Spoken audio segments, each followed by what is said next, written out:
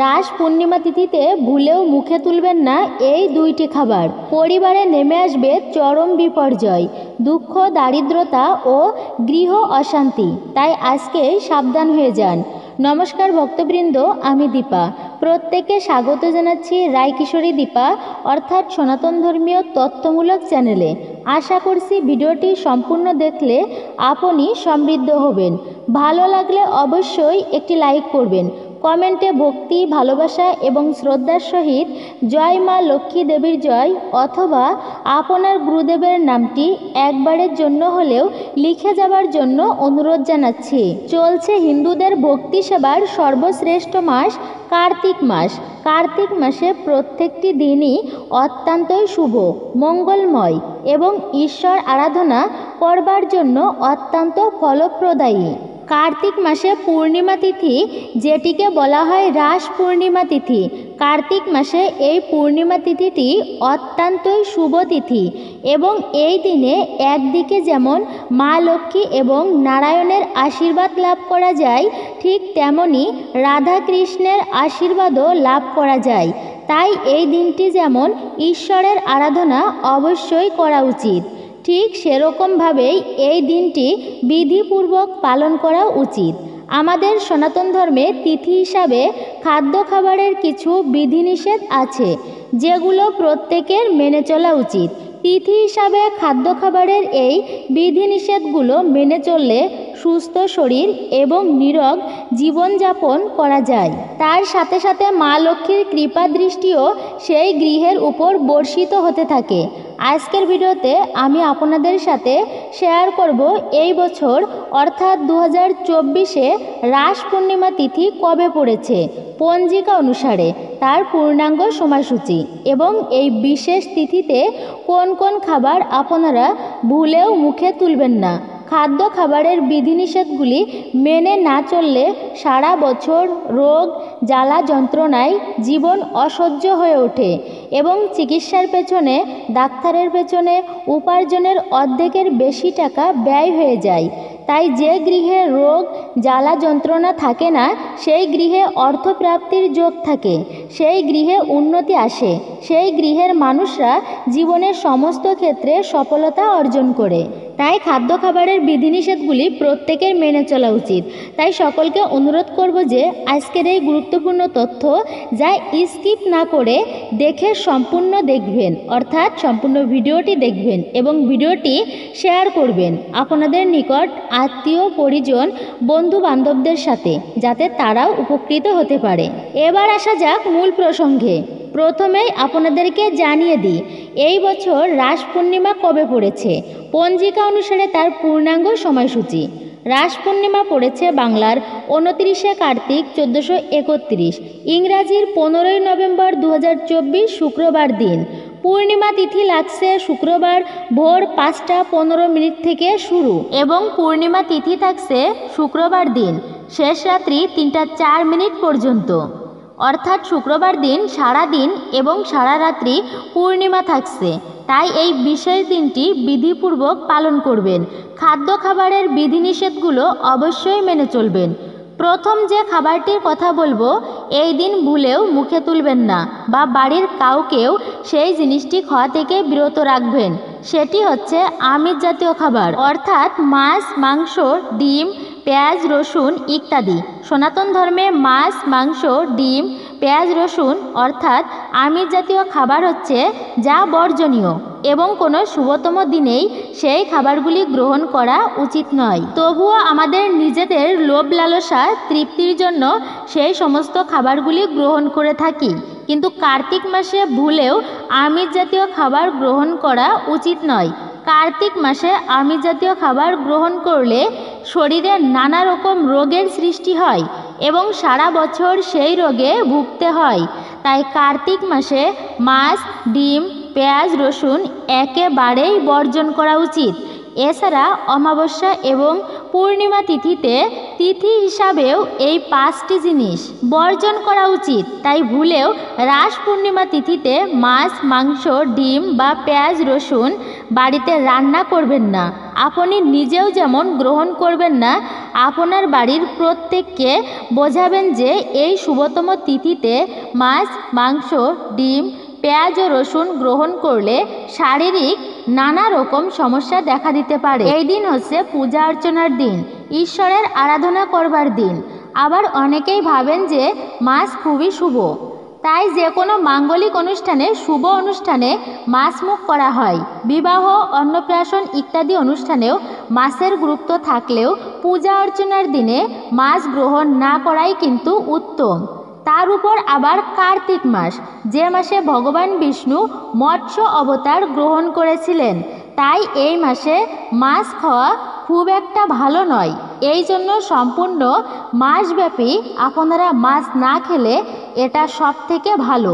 যদি সেটা সম্ভব না হয় তাহলে অন্ততপক্ষে কার্তিক মাসের পূর্ণিমা তিথি, যেটি কার্তিক মাসের সর্বশ্রেষ্ঠ দিন মানা হয়, এই দিনে এই 5টি জিনিস খাবেন না। এছাড়াও যেহেতু এটা কার্তিক মাস, তো কার্তিক মাসে এটি একটা অন্যতম শ্রেষ্ঠ দিন।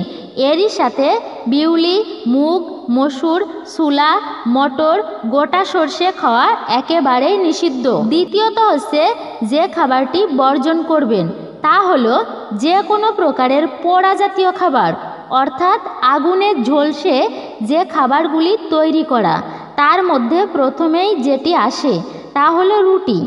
এটি একটি পোড়া জাতীয় খাবার, তাই উপবাসে রুটি চলে না। যে কোনো ব্রত উপবাসে রুটি বর্জন করতে হয়, কিন্তু তার মানে এই নয় যে আটার তৈরি সব জিনিসই বর্জন করতে হবে। অনেকেই এই দিনে ঠাকুরের কাছে লুচি সুজির ভোগ লাগান, যেটা অনেকেই ভোগ দেন ঠাকুরকে, তারপর সেটি প্রসাদ হিসেবে গ্রহণ করেন। উপবাসে অনেকেই অন্ন গ্রহণ করেন না, অর্থাৎ ধান চাল থেকে তৈরি কোনো রকম দ্রব্য উপবাসে গ্রহণ করেন না, কিন্তু লুচি পরোটা খেয়ে থাকেন। তাই বাঙালি সমাজে অন্ন গ্রহণ করা হয় না, কিন্তু উপবাস ভাঙার পরে প্রসাদী হিসাবে লুচি পরোটা খাওয়ার রীতি আছে, তাই আপনারা খেতে পারেন লুচি বা পরোটা। পূজার পরে খেতে পারেন, কিন্তু আপনারা অন্ন গ্রহণ করবেন না। পূর্ণিমা তিথিতে চেষ্টা করবেন রুটি বর্জন করতে। যদি আপনারা পোড়া জাতীয় কোনো জিনিস, যেমন রুটি, বেগুন পোড়া, যে কোনো সবজি পোড়া বা মশলা পোড়া জাতীয় জিনিস গ্রহণ করেন, তাহলে আপনাদের কপাল পুড়ে যেতে পারে, অর্থাৎ চরম দুর্ভাগ্য হতে পারে। তৃতীয়ত যে খাবারটি খাবেন না তা হলো যে কোনো প্রকার তেতো জাতীয় খাবার, অর্থাৎ তেতো জাতীয় জিনিস যেটি স্বাদে তেতো, যেমন উচ্ছে, করলা, নিমপাতা বা এমন যে কোনো দ্রব্য যা স্বাদে তিক্ত খেতে, এই রকম কোনো খাবার আপনারা রাস পূর্ণিমা তিথিতে গ্রহণ করবেন না। রাস পূর্ণিমা তিথিতে গৃহস্থ বাড়িতে মা লক্ষ্মীর আগমন ঘটে, তাই এই দিনটিতে পূজা অর্চনা করা উচিত এবং প্রত্যেকেই মিষ্টিমুখ করা উচিত। সেদিন যদি আপনার বাড়িতে কোনো অতিথি আসে, তবে অবশ্যই তাকেও মিষ্টিমুখ করাবেন। সেই দিন বাড়ির কাউকে তেতো জাতীয় খাবার খেতে দিবেন না, নিজেও খাবেন না বা নিজে পরিবেশনও করবেন না, রান্না করবেন না, তেতো জাতীয় খাবার বর্জন করবেন। এছাড়া এটি যেহেতু চলছে কার্তিক মাস, এই মাসে এমন কোনো সবজি গ্রহণ করা উচিত নয় যার মধ্যে প্রচুর পরিমাণে বীজ আছে। তার মধ্যে প্রথম যে সবজি তা হলো বেগুন, করলা, সিম, বরবটি, লাউ, চাল কুমড়া, মিষ্টি কুমড়া ইত্যাদি। এই সমস্ত সবজিও কার্তিক মাসে বর্জনীয়, কারণ বেশি বীজওয়ালা যে সমস্ত সবজিগুলি আছে সেই বীজগুলি কার্তিক মাসে পেকে যায় এবং তাতে নানা রকম ব্যাকটেরিয়া তৈরি হয়। সেই বেশি বীজযুক্ত সবজি যদি আমরা গ্রহণ করি এই কার্তিক মাসে, তাহলে পেটের রোগ দেখা দেয়। তাই বীজওয়ালা যে কোনো সবজি বর্জন করা উচিত এই কার্তিক মাসে। সর্বশেষ যেটির কথা বলবো, এমন কোনো জিনিস যার কোনো রকম পুষ্টিগুণই নেই, কিন্তু শুধুমাত্র নিজেদের মনোরঞ্জনের জন্য, বিশেষ রসনা তৃপ্তির জন্য মানুষ তা গ্রহণ করে থাকে, সেটি হচ্ছে যে কোনো প্রকার নেশাজাতীয় দ্রব্য রাস পূর্ণিমা তিথিতে ভুলেও গ্রহণ করবেন না। এটি যদি আপনারা রাস পূর্ণিমা তিথিতে বা কোনো শুভতম দিনে এই রকম নেশাজাতীয় দ্রব্য গ্রহণ করেন তাহলে তো গৃহে মা লক্ষ্মী তো আগমন হবেই না, তার সাথে সাথে আপনার অর্জিত যা অর্থ আছে সেগুলিও কোনো না কোনোভাবে হারাবেন, অর্থাৎ আপনি সর্বহারা হয়ে সর্বশান্ত হবেন। কারণ নেশাজাতীয় জিনিস মানুষকে তো কোনো কিছু দেয়ই না, বরঞ্চ তার থেকে সমস্ত জিনিস কেড়ে নেয়। নেশা এমনই একটা জিনিস যা আপনার সুন্দর একটি পরিবারকে ধ্বংস করে দেয়, মানুষকে রোগগ্রস্ত করে তোলে। তাই সেই সমস্ত জিনিসগুলো আমাদের সর্বদাই বর্জন করে চলা উচিত এবং কোনো দিনেই গ্রহণ করা উচিত নয়। নেশাজাতীয় দ্রব্য আমাদেরকে এমন কিছু খাবার হিসাবে গ্রহণ করা উচিত যেটি আমাদের শরীরের পক্ষে ভালো, আর আমাদের এমন কোনো খাবার গ্রহণ করা উচিত নয় যেটি আমাদের শরীরের পক্ষে একদমই ভালো নয়। তাই এই রাস পূর্ণিমা তিথিতে খাদ্য খাবারের এই বিধিনিষেধগুলি মেনে চলার চেষ্টা করুন। এছাড়াও কার্তিক মাসে ঠান্ডা জাতীয় জিনিস গ্রহণ করা উচিত নয়, কারণ হচ্ছে এই কার্তিক মাসে আবহাওয়া পরিবর্তনের কারণেও মানুষের শরীর খারাপ হয়, সর্দি কাশি লেগেই থাকে। যে বাড়িতে সর্দি কাশি সেই বাড়ি থেকে দূরে থাকুন, এই দুটি খাবার গ্রহণ করার চেষ্টা করুন। পারলে কার্তিক মাসের প্রতিদিনই দুটি খাবার গ্রহণ করার চেষ্টা করুন। একটি হচ্ছে দুধ, ভালোভাবে জাল দিয়ে 1 গ্লাস দুধ পান করুন। বিশেষ করে হলেও রাত্রিবেলা ঘুমাতে যাবার আগে 1 গ্লাস গরম দুধ খেতে পারেন। এই মাসে গুড় খাওয়া অত্যন্ত ভালো। আখের গুড় যেটি সারা বছর পাওয়া যায়, কার্তিক মাসে এটি খাওয়া অত্যন্তই ভালো। এই আখের গুড় খেলে আপনার শরীরে রোগ প্রতিরোধক ক্ষমতা বাড়বে এবং সর্দি কাশি আপনাকে আক্রমণ করতে পারবে না এবং এর ফলে সুস্থ থাকবেন, নীরোগ থাকবেন, আর্থিক সচ্ছলতা বৃদ্ধি পাবে এবং আপনার কাজ ভালোভাবে করতে পারবেন। তাই কার্তিক মাসের পূর্ণিমা তিথি অর্থাৎ এই তিথিতে দুধ এবং গুড় অবশ্যই একবার হলেও গ্রহণ করবেন এবং বাড়ির প্রত্যেককেও খেতে দিতে পারেন। এরই সাথে জানবেন রাস পূর্ণিমার দিন রাতের বেলা ভুলেও এই কাজ করবেন না, নইলে আপনার জীবনে সমস্যার অন্ত যেমন থাকবে না ঠিক তেমনই আপনার জীবনে বিভিন্ন বাধা এসে উপস্থিত হবে। নমস্কার, আমি দীপা।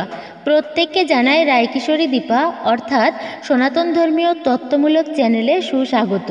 আমরা সর্বদা চেষ্টা করি এই রকমই সনাতন ধর্মের গুরুত্বপূর্ণ তত্ত্বগুলো আপনাদের সঙ্গে উপস্থাপন করতে, শেয়ার করতে। আজ আমি এই ভিডিওটির মাধ্যমে জানাতে চলেছি যে রাস উৎসব বা রাস পূর্ণিমা, এই রাস পূর্ণিমার দিন রাতের বেলা ভুল করেও এই কাজগুলি করবেন না, নচেত আপনার বিপদ আপনার সামনে এসেই হাজির হবে। রাস পূর্ণিমার দিন যেমন শ্রীকৃষ্ণের আরাধনা, এছাড়াও তুলসী তলায় যদি গাওয়া ঘিয়ের প্রদীপ জ্বালানো হয় এবং এই দিন যদি সারা দিন ব্যাপী শ্রীকৃষ্ণের নাম এবং তার প্রিয় জিনিস যেমন মাখন, মিশ্রি, ক্ষীর, ননি এর পাশাপাশি যদি ময়ূরের পালক নিবেদন করা হয়, এই দিন যেমন রাস পূর্ণিমা, তো এই দিনে এইগুলি নিবেদনে ভগবান শ্রীকৃষ্ণ অত্যন্তই প্রসন্ন হন। আর তিনি প্রসন্ন হলে আপনার জীবন সুন্দর থেকে সুন্দরতর হয়ে উঠবে। এরই পাশাপাশি আপনাদের জানাবো আপনি এই দিন রাতে এমন কিছু কাজ যেগুলি একদমই করবেন না, কারণ রাস পূর্ণিমা এটি একটি অত্যন্ত গুরুত্বপূর্ণ মাহাত্ম্যের দাবি রাখে। এই রকম একটি শুভ দিনে শুভক্ষণে কখনোই এই সমস্ত ভুল কাজ আপনারা করবেন না। প্রথমে আমি আপনাদেরকে যে বিষয়টি অবগত করব, তবে তার আগে আমি আপনাদেরকে জানিয়ে দেব রাস পূর্ণিমার সময়সূচি। রাস পূর্ণিমা শুরু হচ্ছে বাংলার 29শে কার্তিক 1431, ইংরাজি 15ই নভেম্বর 2024 শুক্রবার দিন। পূর্ণিমা তিথি লাগছে শুক্রবার ভোর রাত্রি 5টা 15 মিনিট থেকে শুরু। পূর্ণিমা তিথি থাকছে শুক্রবার শেষ রাত্রি 3টা 4 মিনিট পর্যন্ত, অর্থাৎ শুক্রবার দিন সারা দিন এবং সারা রাত্রি পূর্ণিমা থাকছে। কোন সেই কাজ যা আপনারা করবেন না এবং তার ফলস্বরূপই বা কী হতে পারে? সমস্ত কিছুই থাকছে আজকের এই ভিডিওতে। ভিডিওটি স্কিপ করবেন না, সম্পূর্ণ দেখুন। ভালো লেগে থাকলে একটি লাইক অবশ্যই করবেন। আশা করছি ভিডিওটি দেখে সমৃদ্ধ হবেন। কমেন্টে জয় মা লক্ষ্মীর জয় অথবা আপনার গুরুদেবের নামটি একবারের জন্য হলেও লিখে যাবার জন্য অনুরোধ জানাচ্ছি। এবং আমাদের এই চ্যানেলে যদি আপনি নতুন এসে থাকেন তবে চ্যানেলটি সাবস্ক্রাইব করে পাশে থাকা নোটিফিকেশন বেল আইকনটি অন করে রাখুন। তাহলে চলুন শুরু করি এই ভিডিওর মূল প্রসঙ্গ। প্রথমে যে বিষয়টি অবগত করব সেটি হলো, এই দিন যদি আপনার বাড়িতে কোনো অসহায় মানুষ আপনার বাড়িতে এসে থাকে, কখনোই তাকে খালি হাতে ফেরাবেন না। আপনারা এই দিকটি কিন্তু অবশ্যই খেয়াল রাখবেন, কারণ এই দিনে যদি আপনি কাউকে কিছু দান করতে পারেন, শত জন্মের ঋণ থেকে মুক্তি পাবেন। তবে কর্মফলের আকাঙ্ক্ষা মনে আনবেন না, তা অবশ্যই এই দিনে আপনার সাধ্যমতো দান করবেন। এরপর দ্বিতীয় যে জিনিসটির কথা জানাবো সেটি হলো, রাস পূর্ণিমার দিন ভুলেও আপনারা নিজেদের গৃহে কোনো প্রকার ঝামেলা, ঝগড়া, বিবাদ, কলহ করবেন না।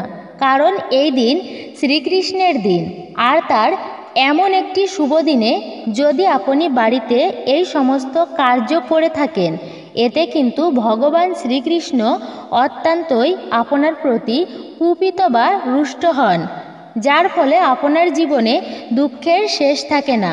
তাই কোনোভাবেই এই পবিত্র দিনে কলহ, অশান্তি সৃষ্টি করবেন না। এই দিনে শুধুমাত্র আপনার গৃহে ভগবান শ্রীকৃষ্ণের নাম জপ অথবা কলিযুগের যুগধর্ম হরে কৃষ্ণ মহামন্ত্র যতবার পারবেন ততবারই জপ করবেন, তার আরাধনা করবেন, মনে প্রাণে ঈশ্বরের স্মরণ করবেন। যে কোনো প্রকার ধর্মীয় কাজে নিজেকে নিয়োজিত রাখার চেষ্টা করবেন। এই দিনে রাতের বেলা আপনি খাবার খাওয়ার পর যে সমস্ত বাসনপত্র রয়েছে, অর্থাৎ এঁটো বাসনপত্র, এইগুলো রাতেই মেজে ধুয়ে পরিষ্কার পরিচ্ছন্ন করবেন। রান্নাঘর পরিষ্কার পরিচ্ছন্ন করে তারপর রাতে ঘুমাতে যাবেন। কারণ এই জিনিসটি যদি আপনি সারা বছরই করতে পারেন তবে অত্যন্তই ভালো, মঙ্গলময়। তবে অবশ্যই এই দিনটিকে বিশেষ গুরুত্বপূর্ণ সহকারে দেখবেন, কারণ মা লক্ষ্মী এবং শ্রী বিষ্ণুর বাসস্থান হলো এই রান্নাঘর। তাই রান্নাঘর অবশ্যই পরিষ্কার পরিচ্ছন্ন রেখে বাসনপত্র মেজে তারপর আপনারা নিদ্রায় যাবেন। দেখবেন আপনার জীবনে কখনোই সুখের অভাব হবে না। আপনার জীবনে ক্রমাগত সুখ সমৃদ্ধিতে ভরে উঠবে। এরপর আমি আপনাদেরকে যে বিষয় অবগত করব সেটি হলো, আপনারা কখনোই এই দিন রাতের বেলায় কোনো মতেই আমিষ খাবার গ্রহণ করবেন না। শ্রীকৃষ্ণের এই রাস উৎসবে যদি সারাদিন নিরামিষ গ্রহণ করেন তাহলে আপনার জন্য অত্যন্তই মঙ্গল এবং সৌভাগ্যকে ডেকে আনবেন। তাই অবশ্যই এই দিন সারাদিন নিরামিষ খাবার গ্রহণ করার চেষ্টা করবেন। তবে জানিয়ে রাখি, এই রাস পূর্ণিমার দিন আপনারা কোনোভাবেই ঘর দুয়ার পরিষ্কার পরিচ্ছন্ন করবেন না, অর্থাৎ মাকড়সার জাল, নোংরা পরিষ্কার করবেন না। তবে পরিষ্কার পরিচ্ছন্ন আপনারা রাস পূর্ণিমার আগের দিনগুলোতে করে নেবেন। এই দিনে সকল প্রকার ক্ষৌরকর্ম নিষিদ্ধ। চুল, নখ, দাড়ি কাটবেন না। বিশেষ করে এই দিন রাতের বেলা যেমন ভুলেও নখ কাটবেন না, তেমনি এই রাস উৎসবে কখনোই এই সমস্ত জিনিসগুলো করবেন না, অর্থাৎ চুল, দাড়ি, নখ সকল প্রকার ক্ষৌরকর্ম নিষিদ্ধ। এগুলো মেনে চললে মা লক্ষ্মী আপনার প্রতি তুষ্ট হবেন। ঠিক তেমনি ভগবান শ্রীকৃষ্ণ তিনিও আপনার প্রতি সন্তুষ্ট হবেন। এর অন্যতা হলে মা লক্ষ্মী আপনার প্রতি অসন্তুষ্ট হবে। এর সাথে ভগবান শ্রীকৃষ্ণ আপনার প্রতি অত্যন্তই রুষ্ট হবেন। এতে নেমে আসবে জীবনে এবং সংসারে চরম বিপর্যয়। তাই রাস পূর্ণিমার আগেই এই সমস্ত কর্ম করে নেবেন। রাস পূর্ণিমার দিন রাতের বেলা ভুলেও বিবাহিতা মহিলারা এবং বাড়ির কন্যারা রাতে চুল খোলা রেখে ঘুমাবেন না। বলা হয়ে থাকে, বাড়িতে নেগেটিভ শক্তি ক্রমাগত সঞ্চার হতে থাকে, ফলে আপনার জীবন সমস্যায় জর্জরিত হতে থাকে এবং জীবন ক্রমশ অতিষ্ঠ হয়ে ওঠে। তাই এইগুলি এড়িয়ে চলুন। তাই আপনারা ভুলেও রাতে বা সন্ধ্যার পর ভুলেও নির্জন স্থানে যাবেন না। শ্মশান কবরস্থানে সন্ধ্যার পর বা রাতে আপনারা কখনোই একা একা যাবেন না এই রাস পূর্ণিমার দিন। এবং এরই পাশাপাশি রাতের বেলা এই দিনে কেউ যদি আপনার কাছে কিছু চাইতে আসে, বিশেষ করে দুধ বা দুগ্ধ জাতীয় জিনিসপত্র, এই জিনিস কিন্তু ভুল করেও আপনারা তাকে দিবেন না এই রাস পূর্ণিমার দিনে। আপনাদের উদ্দেশ্যে আরেকটি কথাও বলবো, এই দিনে রাতের বেলা তুলসী গাছ স্পর্শও করবেন না। এই দিনে এই বিশেষ নিয়মগুলি মেনে চলুন, দেখবেন জীবনে আপনার অনেক উন্নতি হবে, সুখ সমৃদ্ধি, এক কথায় মঙ্গল সাধিত হবে। জীবনে অনেক দূর এগিয়ে যাবেন ভগবান শ্রীকৃষ্ণের আশীর্বাদে।